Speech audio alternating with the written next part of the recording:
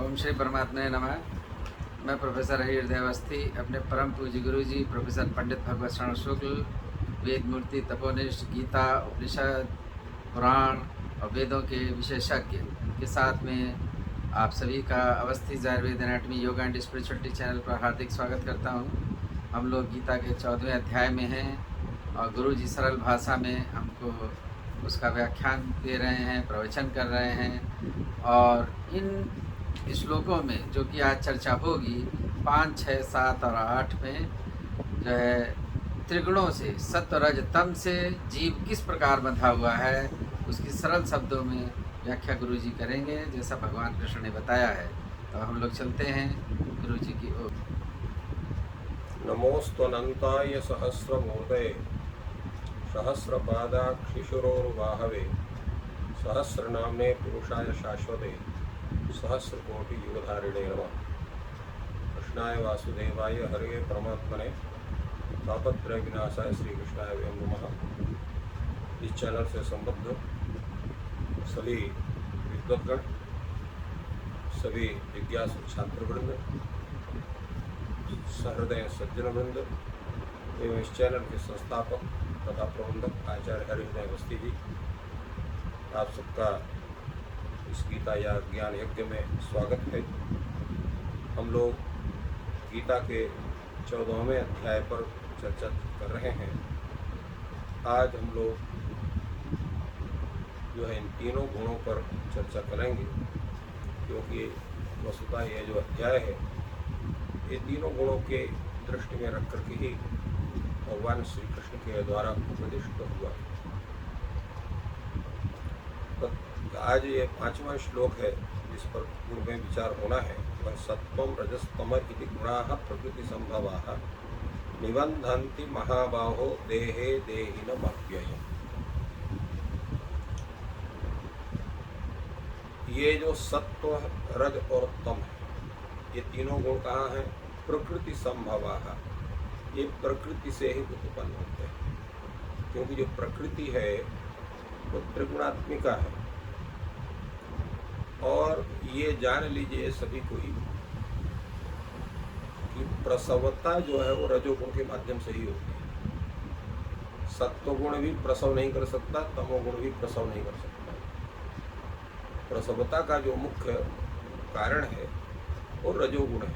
जब तक रजोगुण नहीं होगा तब तक प्रसव धर्मिता नहीं बनती। इसलिए तीनों गुण हैं। सत्वगुण नहीं होगा तो जितने उस जीव की जो प्रकृतियां हैं, जो उसके स्वभाव हैं, वो उनमें पूर्ण ये स्वरूप नहीं होता है कि जो सबको एक साथ में बांध सके।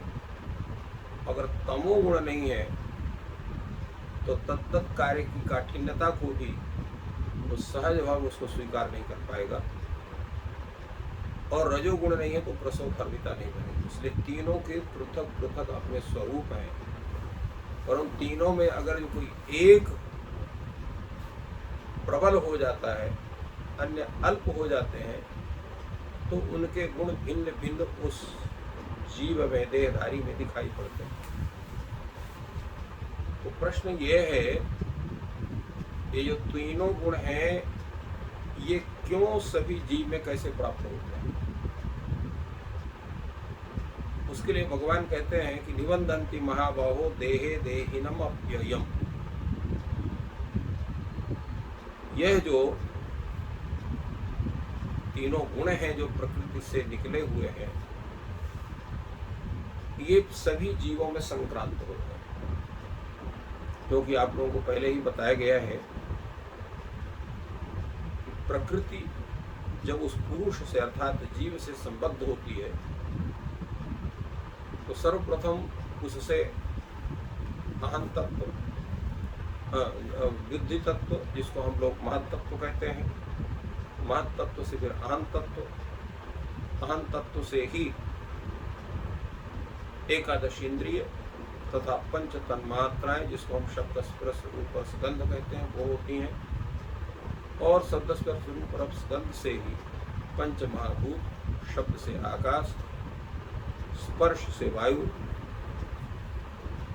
और रूप से तेज, रस से जल और गंध से पृथ्वी, इस तरह से पांचों भूतों की उत्पत्ति होती है। तो ये जो तीनों गुण हैं ये सभी में संक्रांत होते हैं। बुद्धि तत्व में भी रहते हैं, अहम तत्व में भी रहते हैं, पंच तन्मात्राओं में भी रहते हैं, एकादश इंद्रियों में भी रहते हैं। वो प्रकृति का स्वभाव, प्रकृति का तात्पर्य ही होता है प्रकरोति प्रकृति, जो उत्पादन करे। तो उत्पादन करेंगे तो जिससे उत्पादन हो गए उसके तत्त गुण उत्पाद्य में अवश्य होंगे। इसको विज्ञान भी स्वीकार करता है कि जिससे जो वस्तु निकलती है उसके जो तात्विक गुण है वो उस उत्पन्न वस्तु में जाएंगे और उससे उत्पन्न वस्तु में होते चले जाएंगे। और यहाँ तक कि मनुष्यों के लिए भी है, फला मनुष्य किसका पुत्र है किसका पुत्र नहीं है, इसका परीक्षण भी आजकल हो रहा है। डीएनए टेस्ट के द्वारा सब कोई जान लेते हैं कि इसका वास्तविकता ये पुत्र है कि नहीं। तो तात्पर्य वो जो उसका प्राकृतिक गुण है वो उत्पाद्य में होते ही है। तो इसलिए प्रकृति संभव ये जो शरीर है ये वो, और शरीर तो अकेले रह नहीं सकता है। तो शरीर अगर जीव से व्यतिरिक्त है तो वो शीघ्र ही उसमें अनेक प्रकार की विकृतियां उत्पन्न हो जाती है। इसलिए भगवान ने कहा देहे देहिनम अव्ययम। तो अव्ययम देहिनम, देहे देहे देहिनम अव्ययम एते निबध्नन्ति। जब वो जीवात्मा शरीर से रहित रहेगा तो उसको ये बांध नहीं सकता है। इसलिए कहा देहे विद्यमानम विद्यमान यह देही, देह में विद्यमान जो देही, उस देही अर्थात उस जीव को, वो जीव कैसा है? अव्यय है। अव्यय का नाम नित्य है, अविनाशी है, न उसका नाश होता है, न उसमें वृद्धि होती है, न उसमें ह्रास होता है। इसलिए इसको अव्यय कहा। यन्य वेद यत वेति अर्थात विकार न लभते असुख अव्यय, वो अव्यय है जो अविनाशी है। और उसमें विकार दोनों तरह के होते हैं, नाश रूपी विकार भी होता है, अर्थात जो वो है वो प्राग भाव भी, उसमें प्राग भाव भी है, उसका प्राग भाव नहीं है, और न ध्वंसा भाव, दोनों नहीं। तो प्राग भाव, ध्वंसा भाव, अत्यंता भाव ही नहीं, केवल अन्योन्या भाव उसका। अत्यंता भाव यह है कि उसको मानेंगे तो ऐसे जहाँ उसकी सत्ता नहीं है वहाँ पर उसका अत्यंता भाव मान सकते हैं, परंतु ध्वंसा भाव और उसका प्राग भाव दोनों नहीं है। इसलिए वो अविनाशी है, अव्यय है, नित्य है और त्रिगुणात्मक। तो इसलिए भगवान ने कहा कि उस देही को अर्थात जो उस शरीर में विद्यमान वो जो जीव तत्व है उसको ये तीनों गुण उसको बांधते हैं, अर्थात उसको शरीर में उसको बांध देते हैं। अर्थात वो जीवात्मा उस शरीर में होकर के उसके जितने भी प्रक्रियाएं हैं, जितने कार्य हैं, ये तीनों गुणों से प्रेरित होकर चलते हैं। इसलिए उसी के कारण वो कर्म करता है। तो प्रश्न ये होता है, जैसे पूर्व में चर्चा की गई, क्या तीनों गुण बराबर स्वरूप में रहते हैं या उनकी कभी अल्पता कभी उसकी वृद्धता होती है? तो बराबर ये नहीं रहते, उसमें कोई ना कोई एक तत्व बढ़ा हुआ रहता है। तो अगर जैसे किसी का सत्व अधिक हो गया तो उस व्यक्ति का स्वरूप क्या होगा? भगवान कहते हैं तत्र सत्व निर्मलत्वात् प्रकाशक मनामयम सुख संगेन बध्नाति ज्ञान संगेन चालक। जिस शरीर में वह सत्व गुण का अतिरेक होगा, अत्यधिक सत्व गुण होगा, रजोगुण और तमोगुण दबे रहेंगे, तो ऐसी अवस्था में वह जो जीव तत्व है उसका स्वरूप क्या होगा? निर्मल होगा। और निर्मल होने के कारण ही क्या रहेगा? प्रकाशमय रहेगा, अर्थात ज्ञान का प्रकाश उसके अंदर विद्यमान रहेगा और अनामय रहेगा। अनामय का तात्पर्य क्या है? किसी भी प्रकार के विकार उसके अंदर नहीं रहेंगे। इसलिए जितने भी संतगण हैं, सच्चरित्र विद्वतगण हैं या साधक हैं, वो सभी के सभी सत्व गुण का अभिवृद्धि अपने स्वरूप में चाहते हैं और तदर्थ ही उनका प्रयास होता है। निरंतर भगवत भजन में लगे रहना, हमेशा परोपकार में ही रहना और किसी भी प्रकार के जितने भी पाप कर्म है उससे कोसों दूर रहना, वो स्वरूप होता है उस सत्व गुण के अतिरेक होने के कारण। इसलिए हमारे यहाँ जितने विचार हैं, जितने आचार हैं, जितने भी शास्त्र हैं, उपदेश किसका करते हैं कि प्रत्येक व्यक्ति सत्व गुण से युक्त हो। इसलिए सत्व गुण से युक्त होने के कारण सुख संगेन ज्ञान संगेन च बधनाति। वह सत्व गुण क्या करता है, सुख से युक्त करता है उस व्यक्ति को, हमेशा सुखी रहता है।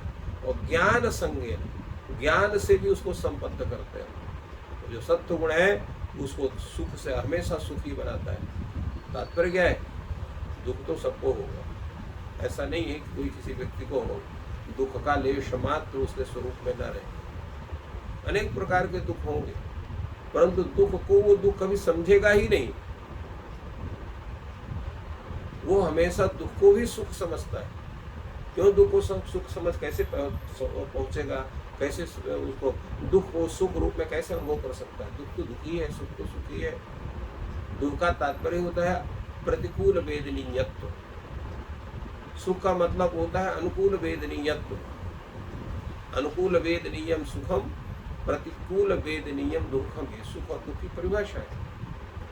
तो जब वो सुख से युक्त होगा, कैसे होगा सुख से? तो उस प्रकार गया कि जब भगवान के प्रति अत्यधिक विश्वास होता है, प्रत्येक वस्तु में उस परमात्मा के दर्शन जब उसको होते हैं, तो वो दुख भी उस परमात्मा का दिया हुआ उसको सुख ही होता है, क्योंकि भगवान की कृपा तद्रूप में भी उसको ग्रहण करता है, इसलिए उसमें भी सुखी होता है। ऐसा बताया जाता है। कई संतगण हैं, अनेक प्रकार के रोग से ग्रस्त भी होते हैं, तब भी मुस्कुराते रहते हैं। डॉक्टर कहता है महाराज ये रोग आपका कभी ठीक नहीं होगा, आपके साथ है जाएगा। तो कहते हैं प्रभु की कृपा, माने उस रोग को रोग ही नहीं समझते, प्रभु की कृपा ही उसको समझते हैं। क्यों? उनको ज्ञान हो गया है। सत्व गुण का जो अधिक होगा, सुख से भी उसका स्वरूप बनेगा, ज्ञान से भी उसका स्वरूप होगा। तो सुख संगेन ज्ञान संगेन बदनाति, उसके शरीर उस जीवात्मा को जो है सुख का जो है सर्वथा सुख की स्थिति उसकी बनती है, सर्वथा ज्ञान की स्थिति बनती है, क्योंकि जीव मात्र का ही बोध उसको होता है और अपने से परमात्मा को अभिन्न स्वरूप में वो अनुभव करता है या भगवान के दास के रूप में अपने को अनुभव करता है। इसलिए परमात्मा के द्वारा संप्राप्त जो भी स्वरूप उसका कर्मानुसार उस सब में उसको आनंद की प्रतीति होती है। इसलिए आनंद ब्रह्म विजानियात, वो आनंद स्वरूप, इसलिए ब्रह्म के समान उसका स्वरूप होता है। इसलिए भगवान ने कहा कि तत्र सत्वम निर्मलत्वात् प्रकाशकम अनामयम सुख संगेन बदनाति ज्ञान संगेन चानग। जो सत्व गुणों का जब किसी के जो है स्वरूप में पूर्ण रूप से अवस्थित होता है, रजोगुण और तमोगुण का केवल उसमें सत्ता मात्र रहती है, उनका प्रभाव जो है वो सुप्त उस समय अवस्था में रहता है। क्योंकि सत्वगुण का अतिरेक है तो वो निर्मल होगा, प्रकाशक होगा, निर्विकार होगा, सुख से युक्त होगा और ज्ञान से युक्त होगा, ऐसा भगवान कहते हैं। और भगवान ने उस अवस्था में बड़ा सुंदर संबोधन अर्जुन को किया। अनक, अनक का तात्पर्य क्या होता है? अविद्यमानम अघम यस्मिन असौ अनघा, जिसके शरीर में किसी भी प्रकार के पाप न रहो, अर्थात पूर्ण रूप से निष्पाप होगा।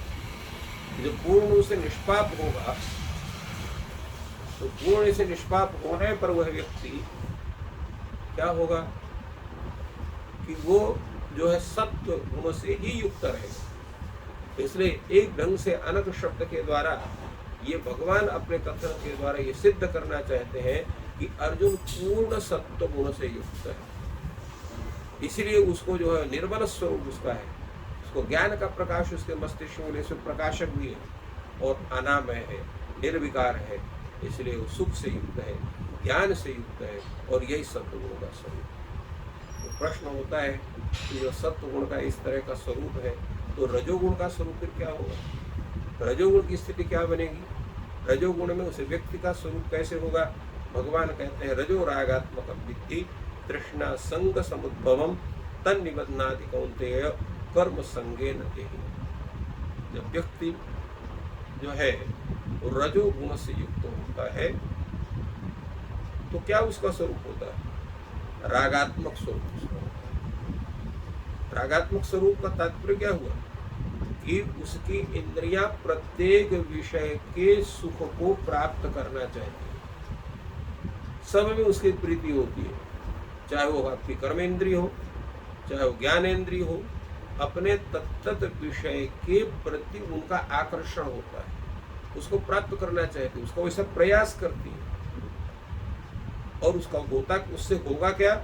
तृष्णा संग समुद्भवम, उससे उसको तृष्णा होगी, अर्थात उसको जो है रजोगुण के माध्यम से उसको तृष्णा का तात्पर्य होता है अपने विषय के प्राप्ति के प्रति प्रयास, और उसके प्राप्ति करने पर उसी के माध्यम से सुख का अनुभव करना, और उसके बाद साथ साथ क्या संग होता है, उससे प्रीति भी होती है। जैसे व्यक्ति अपने स्वाद के अनुसार ही संपूर्ण वस्तु को प्राप्त करना चाहता है, खाना चाहता है, सुंदर श्रवण करना चाहता है, सुंदर वो जो अपने शरीर को अनेक प्रकार के वस्त्राभूषणों से उसको संयुक्त करता है, सजाता है, सुंदर स्त्री के प्रति उसका आसक्ति होती है, अनेक प्रकार के धन और जितने भी भोग के साधन सब उसको चाहिए, सब के प्रति उसका जो है प्रयास होता है। कब होता है? वो होता है जब हमारा जो स्वरूप है वो प्रत्येक इंद्रियों के विषयों के प्रति आसक्त होकर के उनको प्राप्त करना चाहता है।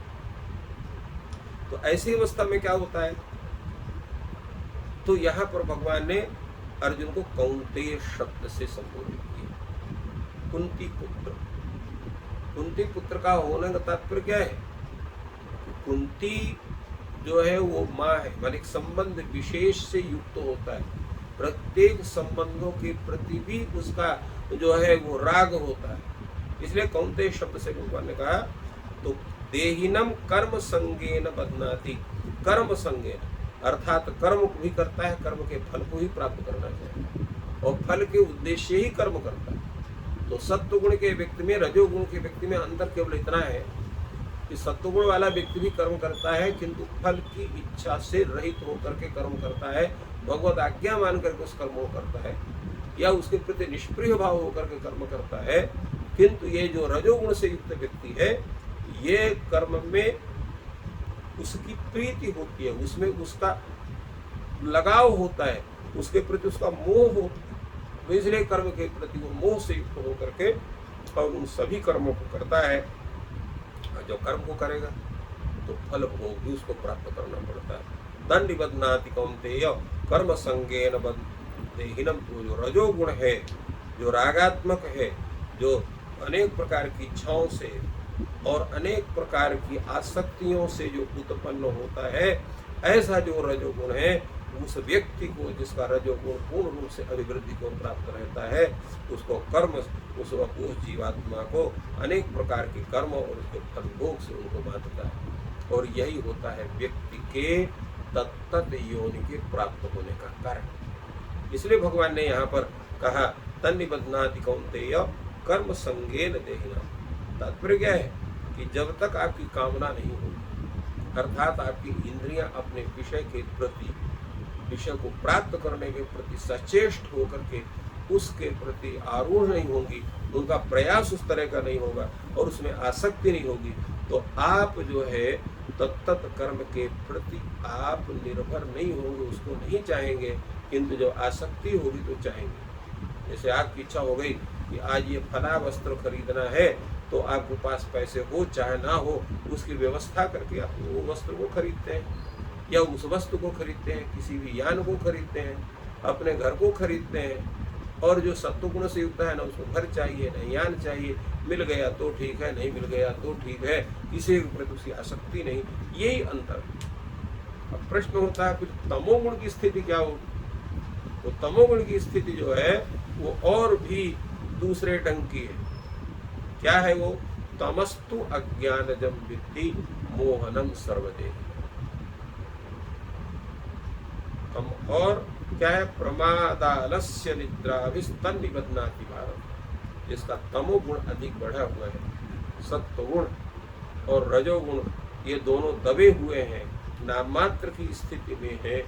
तो ये कब स्थिति होती है? क्योंकि तम गुण का उत्पादक शक्ति है अज्ञान। अज्ञान से ही तमोगुण बढ़ता है। सर्वदेहिना मोहनम विद्धि, भगवान कहते हैं जितने भी जीव हैं सबको मोहग्रस्त कर देता है। मोह का तात्पर्य क्या है? मोह का तात्पर्य आसक्ति का प्रभाव इतना प्रबल हो कि व्यक्ति को उचित और अनुचित की प्रतीति हो ही ना, मानी उचित और अनुचित का ज्ञान उसको समाप्त हो जाए। क्या हमारे लिए उचित है, क्या हमारे लिए अनुचित है, क्या करने से हमारी उन्नति होगी, क्या न करने से हमें क्या करने से हमें हानि होगी, या क्या न करने से हमारी उन्नति होगी, इत्यादि का ज्ञान उसको नहीं होता है, क्योंकि मोह से कोई युक्त होता है। उसकी स्थिति कैसी होती है? प्रत्येक कार्य में उसको प्रमाद। प्रमाद का तात्पर्य क्या है? कि अच्छे कार्यों में उसकी प्रवृत्ति ना होना, ये प्रमाद है। और आलस्य से युक्त होना, कार्य है पड़ा हुआ है किंतु उस कार्य करने की उसके अंदर इच्छा ही नहीं हो रही, हमेशा जो है वो निद्रा से युक्त रहता है। जब भी खाली पाएगा सोना चालू करेगा, जगाते रहिए जागेगा ही नहीं। तो ये स्थिति होती है। यहाँ पर भगवान ने अर्जुन को भारत शब्द से उत्पन्न कहा। भारत का तात्पर्य क्या है? एक तो सामान्य रूप से भरतवंशी ये होगा, दूसरे कहा कि भरतवंशी होने के कारण ये जो संपूर्ण राजपाट है वो भी आपसे संबद्ध है। तो उस राजपाट के प्रति आपका लगाव पूर्ण रूप से बन गया, उसके प्रति आपका मोह होगा, उसके प्रति उस जो कार्य आपको करना उसमें वैचारिक स्थिति बन भी सकती है, नहीं बन सकती है। वैचारिक स्थिति न बनने की अधिक संभावना है, क्योंकि आपका इतना मोह प्रबल है कि आप उसको प्राप्त करने के लिए संरक्षण में अपना पूरा जितना आपका बुद्धि बल है सब उसमें लगाएंगे। ये भारत कहने का उनका एक स्वरूप है। जब सामान्य रूप से उस अर्थ की जो प्रतीति होती है केवल एक संबोधन, सामान्य संबोधन है, पर संबोधन भी अपने अनेक विशेष अर्थों को लेकर के विद्यमान होते हैं।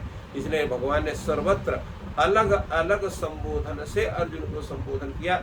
सत्वगुण के अतिरेक में उनको अनघ शब्द से, इसी प्रकार जहाँ पर रजोगुण के संबद्ध से कौन्तेय शब्द से, और तमोगुण के विषय में भारत शब्द से अर्जुन का संबोधन हुआ है। ये सामान्य संबोधन भगवान ऐसा नहीं करते हैं कि जो मन में आया कर दिया। उसका एक कोई उसका हेतु होता है, एक उसमें मुख्य उसका कारण होता है। उस कारण को दृष्टि में रख करके भगवान कहते हैं कि प्रमादालस्य निद्राभिस्तन निबध्नाति भारत। हे भारत, हे अर्जुन, हे भरतवंशी अर्जुन, तो इस तरह से जब इन तीनों गुणों का जैसा जैसा स्वरूप होगा हमको अपना आत्मनिरीक्षण करना चाहिए कि हमारा स्वभाव क्या है। क्या हम पूर्ण रूप से ज्ञान से युक्त होकर उस परमात्मा में समर्पित होकर के फल की आकांक्षा से रहित होकर के भगवत प्रीत्य या भगवान की आज्ञा मान के उन कर्मों को कर रहे हैं? क्या हम संपूर्ण जीव मात्र के प्रति, संसार मात्र के प्रति हमारा एक भगवत भाव बन रहा है कि तत्त स्वरूप में भगवत भाव न होकर के सामान्य एक स्थिति होती है? ये जब हम अपना आकलन करते हैं तो ये पता लगता है कि हम सत्वगुण से युक्त अपने को प्राप्त कर रहे हैं। अगर हमारा जो है उस जितने इंद्रियों के विषय हैं उन इंद्रियों के विषय में हमारी आसक्ति होती है, उनको प्राप्त करने के लिए हमारे अंदर एक प्रकार की जो है वो जो उत्कंठा होती है। इसलिए यहाँ पर तृष्णा शब्द से कहा। तृष्णा का मतलब क्या होता है? भूख होना, उसके प्रति, उसके प्राप्ति के प्रति हमारा अत्यधिक भूख बढ़ जाना। जैसे भोजन के प्रति भूख होती है, उसी प्रकार तत्त भोग के प्राप्त करने की भी एक प्रकार की भूख होती है। हम उसके प्रति पूर्ण समर्पित, इसलिए कहीं वो चाहे हमारे अच्छे कर्म करने से वो भोग हमें प्राप्त हो, चाहे गलत कर्म करने से भोग प्राप्त हो, उसके प्रति इतनी आसक्ति होती है कि हम गलत और सही का विचार नहीं कर पाते हैं। तो ये रजोगुण का स्वरूप। और तमोगुण का बतलाया गया कि तमोगुण का व्यक्ति अपने सही और गलत निर्णय में असमर्थ होता है और मोह से ग्रस्त होने के कारण कार्य में उसकी जो प्रवृत्ति होती है, गलत कार्य में अधिक प्रवृत्ति होती है, प्रमाद से युक्त होता है, आलस्य से युक्त होता है, असमय निद्रा होना, ये भी आलस्य जो होता है, असमय निद्रा होना, अपने कार्य के प्रति प्रवृत्ति न होना, उसके संपादन करने की इच्छा न होना, उसको टालना, इसको प्रमाद कहते हैं। ये सभी अवगुण जो हमारे शरीर में बनते हैं, उसका तमोगुण ही उसका मुख्य कारण है। इस प्रकार भगवान ने तीनों गुणों से हमारा परिचय कराया और कैसे स्थिति होना चाहिए, एक ये मापदंड है जिसको हम ये भी कह सकते हैं कि यह जो सूत्र है, ये तीनों या चारों, ये सूत्र एक उस थर्मामीटर के समान है। जैसे थर्मामीटर लगाने से बुखार कितनी है उसका ज्ञान हो जा सकता है, तो ऐसे ये तीन अलग अलग थर्मामीटर है। जिस सत्व गुण का अधिक, रजोगुण का अधिक और तमोगुण का अधिक का परीक्षण हम इन वाक्यों के माध्यम से कर सकते हैं। तो भगवान की दृष्टि प्रत्येक वाक्य में जीव मात्र के कल्याण के लिए होती है। तो यह है कि प्रत्येक व्यक्ति को अपने विषय में ज्ञान हो कि हमारा स्वरूप कैसे है और कैसे हमें अपने स्वरूप को बनाना चाहिए।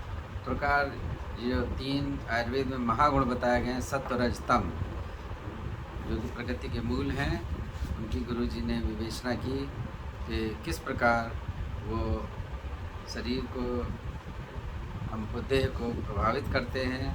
ये मानसिक प्रकृति भी आयुर्वेद में बताई गई है कि सात्विक प्रकृति, राजस प्रकृति और तामस प्रकृति, मन की ये प्रकृतियाँ भी हैं। तो वही मन को बांधती हैं और वही बंधन का कारण है और उससे मुक्त होना ही मोक्ष है। तो ये बहुत ही सुंदर विवेचन गुरुजी ने किया और ये ज्ञान सब तक पहुँचे उसके लिए वीडियो को शेयर करें, लाइक करें और ईश्वर आपकी सहायता करें। आपका दिन शुभ हो। धन्यवाद।